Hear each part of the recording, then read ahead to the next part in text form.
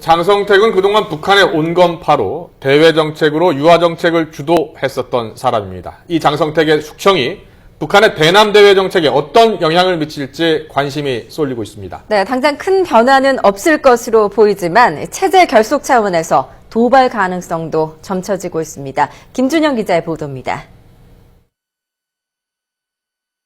북한 노동당 기관지 노동신문에 실린 사진입니다. 김책공업종합대학 학생들이 장성택 숙청을 결정한 당 정치국 확대회의 소식을 접하고 김정은 제1비서에게 충성을 결의하는 장면입니다. 이처럼 북한은 장성택 숙청 뒤 체제 단속에 주력하는 모습입니다. 내부적으로 주민들에 대한 사상교육에 힘을 쏟으면서 장성택 주변 인물들에 대한 정리 작업에 속도를 내고 있는 것으로 전해졌습니다. 이에 따라 당장 대외 정책에 큰 변화를 줄 겨를이 없을 것으로 보입니다. 하지만 내부 동요를 잠재우고 체제 결속을 위해 대외적으로 긴장을 조성할 수 있다는 주장이 나오고 있습니다.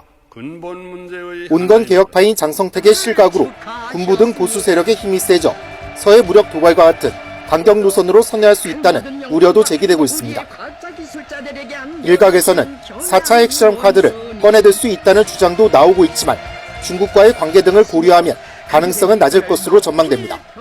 북한이 실제로 한반도 긴장을 고조시키는 행동을 했을 경우 중국과의 관계 악화 그리고 국제사회의 추가적인 제재를 피할 수 없기 때문에 체제 존립에 상당한 악영향을 미칠 가능성이 상당히 높습니다.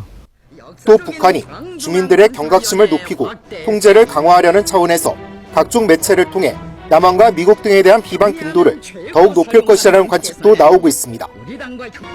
이에 따라 외풍에 영향받지 않기로 약속한 개성공단을 제외하고 남북한 관계는 당분간 냉각기를 유지할 수밖에 없다는 지적이 나오고 있습니다. YTN 김준영입니다.